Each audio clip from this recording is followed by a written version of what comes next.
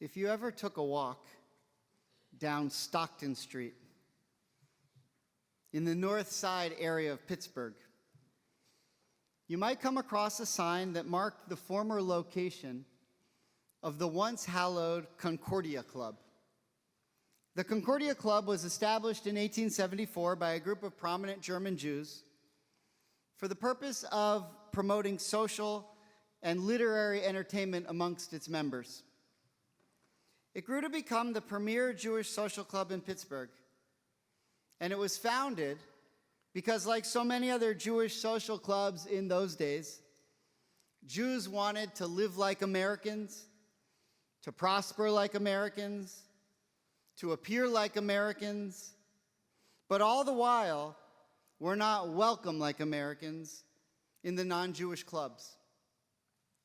The response of those Jews who had found economic and professional success was to open up their own social and country clubs and show themselves to be as proudly American as the patrons of the other elite social gathering places. When I arrived in Cincinnati for rabbinic school in 1999, I was amazed to see that there was not one Jewish country club, but two. The first one, Losanaville Country Club, was established by German Jews who were not welcome in the non-Jewish clubs. The second one, Crest Hills, was founded by Eastern European Jews who were not comfortable in the club of the German Jews. Neither of these two clubs offered free golfing privileges to eager young rabbinical students with respectable handicaps. What was unique about the Concordia Club with regard to Jewish history was that it was chosen as the site of the first convocation of Reform rabbis for the purposes of setting forth the principles of their new movement. At first glance, one might gloss over this nugget of Reformed Jewish history, but a closer look reveals a more nuanced and carefully conceived aim of America's early Reform leadership. The head of the conference, Rabbi Meir Lippman of Temple Rodav Shalom in Pittsburgh, purposely chose the Concordia Club instead of Rodav Shalom because the rabbis wanted to portray an image of respectability and integration. They wanted to show that they were American, that they were assimilated, and they were in as many ways as possible mirror images of the dominant Protestant elite society in which they wished to acculturate. The Concordia Club signaled elegance and grace and a desire to project an image of Jews who no longer dwelled only in the persecuted margins of society. The Jews who comprised America's Jewish population in those days were Jews who came from countries where they were not given a chance to succeed. They were at best second-class citizens, and at worst, they were targeted by harsh segregation and pogroms. In America, they saw for the first time a chance to fit in, to be accepted not just as Americans, but as American Jews. In seeking this desired goal, they were cautious. They sought to pattern their religious behavior in a way that mirrored society. They prioritized mitzvot that fit well with Christian practice. And as such, they championed the prophetic call for social justice more so than the Torah's call for ritual practice.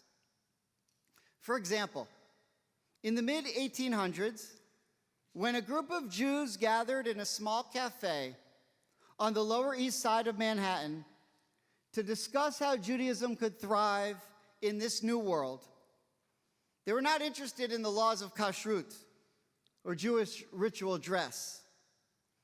Instead, they sought to establish a movement that would uplift mitzvot, which resonated as well with the non-Jewish community.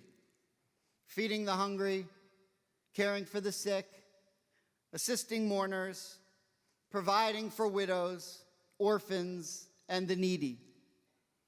The organization that they founded in that New York cafe, which fits seamlessly with a burgeoning reform movement, came to be known as B'nai B'rith. Their goals matched the aim of the rabbis who gathered in 1885 at the Concordia Club. In the Pittsburgh Platform that their convocation produced, the rabbis declared social ethics as their organizing principle. In their platform, they wrote, "We recognize in the Torah a system of training the Jewish people for its mission during its ancient lifetime in Palestine. And today we accept only as binding its moral laws and maintain only such ceremonies as elevate and sanctify our lives, but reject all such as are not adapted to the views and habits of modern civilization." Those rabbis would then head back to their communities, prepared and eager to champion social justice causes and jettison a whole host of Jewish tradition and practice. Some of them downplayed ritual as a path to achieving morality, like the well-known Rabbi Samuel Hirsch of Philadelphia. Isaac Mayer Wise, the founder and father of the American Reform Movement, championed public schooling and saw that as his moral responsibility. In retrospect, the underlying aim of these rabbis was noble. They had each come from places where they killed, persecuted, or marginalized Jews. It was their strong feeling that for the first time, the United States was a place that was offering them a chance to live freely as Jews. But in order to do so, in their estimation, the American Jew needed to assimilate gracefully into American culture, custom, and even religious practice. There's no doubt that on this aim they were successful. But they made a very bold sacrifice that would shape the future of the non-Orthodox world in America until today. Organizing around principles of assimilation, every step towards Americanizing the Jewish community was a step in many ways away from Jewish tradition. And every step away from Jewish tradition was a step away from our sense of peoplehood. Focusing primarily on social ills was smart in its day, and doing so remains a staple of proper mitzvah observance. However, the abandonment of ritual practice, Torah adherence, and deep scholarly learning set in place decades of neglect that led to a Judaism light model that deprioritized particularism. The results have been mixed. The original reformers created a movement that allowed Jews to embrace their faith within the confines of proper American practice. Jews were respected by their non-Jewish neighbors for being a people of faith. And slowly, they were welcomed into society as full partners in ways unimaginable in their previous homelands. Yet as they became more and more comfortable in their American skin, their knowledge of Hebrew, appreciation for Jewish culture, and adherence to Jewish custom and practice fell off steadily. At the same time that American rabbis and thinkers were downplaying nationality and prioritizing assimilation, various thinkers in Eastern Europe and Palestine were dreaming of a completely different type of Jewish society. After documenting the horrors of the pogroms in Eastern Europe, the famous poet and writer Chaim Nachman Bialik left for Tel Aviv in 1924. He was inspired by similar Jews who abandoned the drudgery of European persecution and made their way to places like Tel Aviv to try to build Jewish cities on the sand dunes of the Mediterranean. But as he watched them draining swamps, laying bricks, and building infrastructure, he heard them singing Russian folk songs and reminiscing about their former homelands. Defiantly, he proclaimed, "We did not come to the land of Israel to sing about the Volga River." Bialik and others like Eliezer ben Yehuda and Achad Ha'am preached the importance of Jewish culture, articulated through the Hebrew language, animated by Jewish custom and practice, and observed by way of Jewish values, traditions, and symbols. Without such practice, he argued, we might have a society of Jews, but we will not have a Jewish society. It was their voices that won the day and led to the state of Israel organizing itself around the principles of Jewish identity, culture, and peoplehood. Let us be very clear about this distinction. Whereas American Jews came to this country with hopes of assimilating into a broader American Judeo-Christian culture, Zionists went to Palestine with the dream of leaving behind foreign cultures and creating a distinctly Jewish society. Both Jewish communities had great success. The early Zionists laid the groundwork for the miraculous state of Israel that we know today.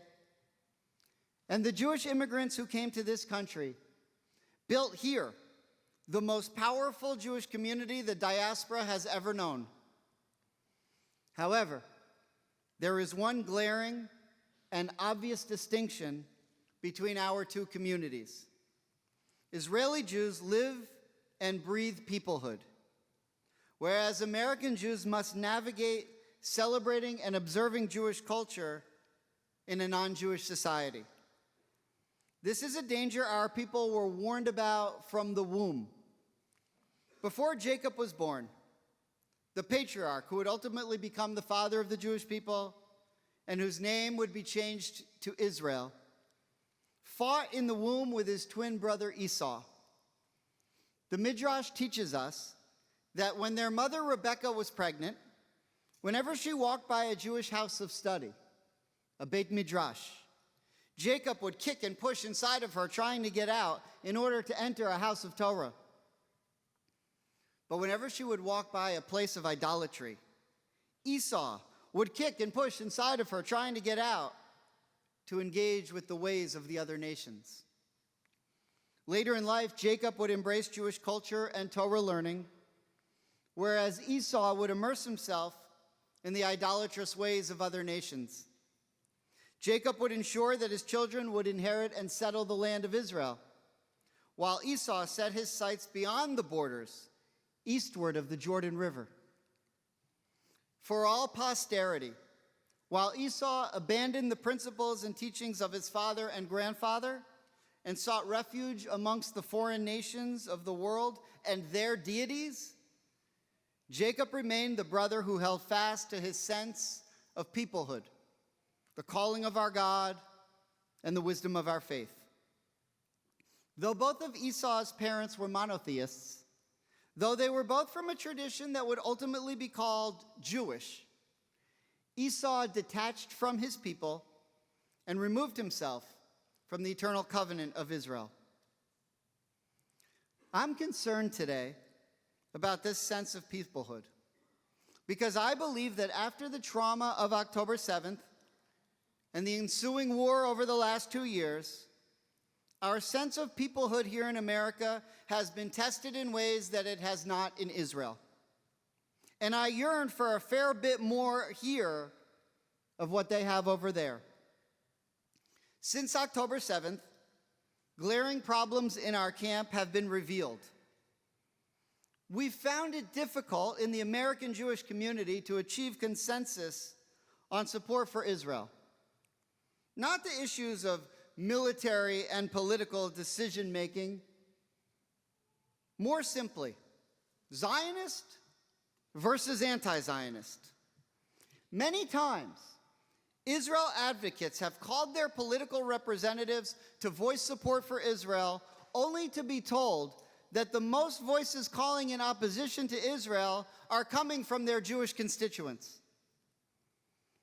National leadership from some of our most prominent institutions has shown lukewarm support of Israel, preferring to focus on where they can criticize the government instead of more broadly supporting the country. Watching the events of the last 2 years unfold, I've asked myself repeatedly, how can it be that even one Jew in America does not support Israel proudly and unabashedly after the unprovoked horrors of October 7th? How could there be rabbis and other Jewish leaders that are afraid to voice support for Israel for fear of reprimand from their constituents? One of the reasons I've been so vocal about support for Israel since October 7th is because so many other rabbis don't feel comfortable doing so for fear of retribution or backlash. What a disgrace. At the same time, how could it be that some Jewish members of Congress are among the first to cast stones at Israel, and that the most anti-Israel senator in the entire Senate is Jewish? How could it be that a significant percentage of Jews could vote for an anti-Zionist mayor who has threatened to arrest the Prime Minister of Israel if he visits our city with America's largest Jewish population?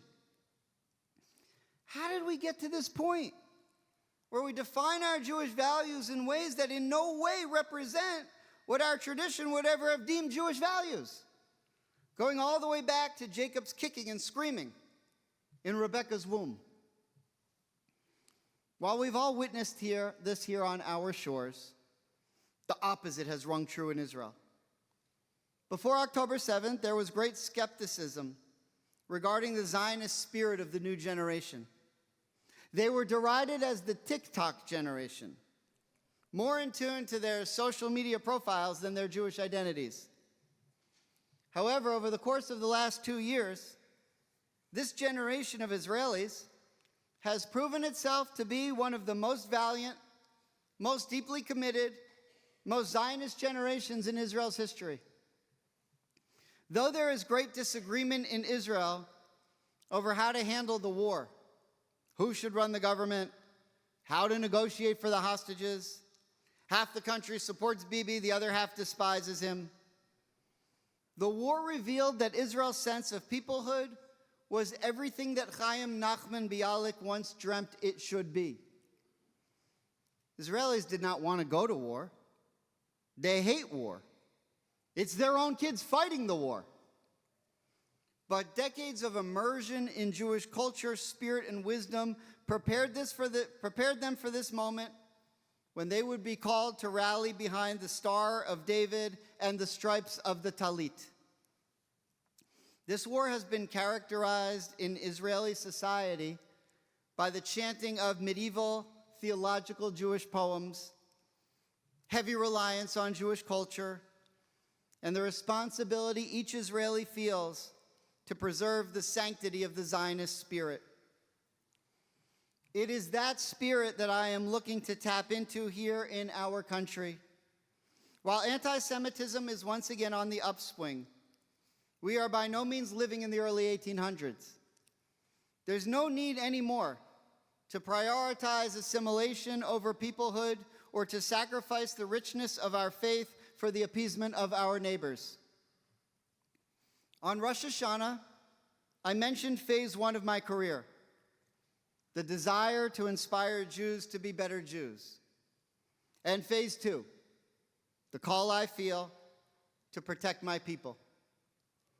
This morning I offer phase 3, the final phase, our call to return to peoplehood. This will not be easy.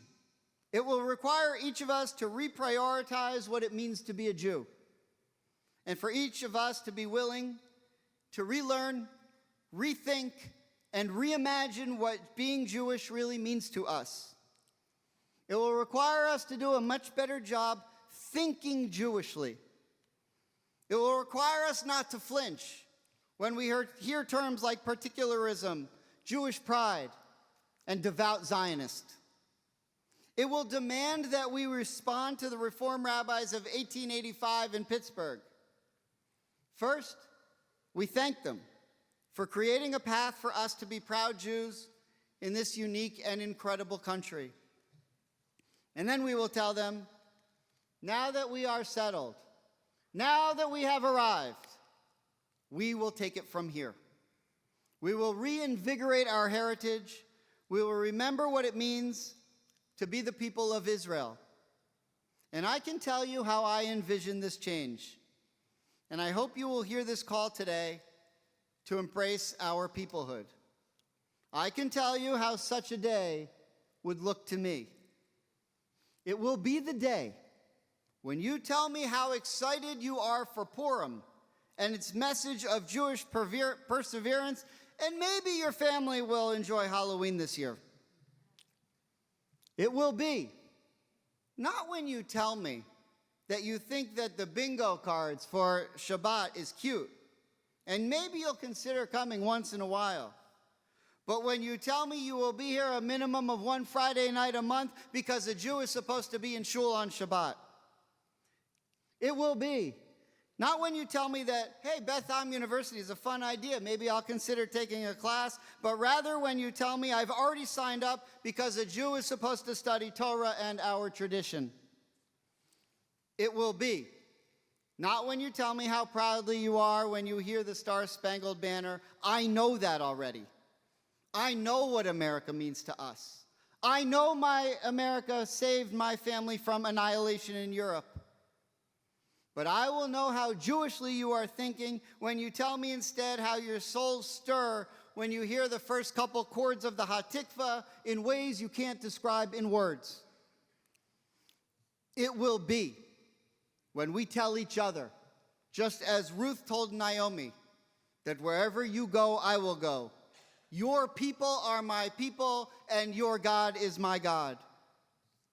I am praying that this holy community is prepared to lead the way, as the Miami Jewish community has so many times for the entire American Jewish community, to find its way back to peoplehood. A peoplehood so strong that it would be inconceivable for any American Jew to abandon our brothers and sisters in Israel, where it would be unfathomable for a Jew to vote for an anti-Zionist, and where we exercise the freedoms we have in this incredible country to make decisions, devise our schedules, carry out our day-to-day activities with real Jewish values at the forefronts of our thoughts. For when we do this, when we unite our people around the banner of our tradition, it is then that the words of the prophet will ring true. For on that day a great shofar will be blown, and those that are lost shall return, and they shall bow down to the Lord on the holy mountain. Amen.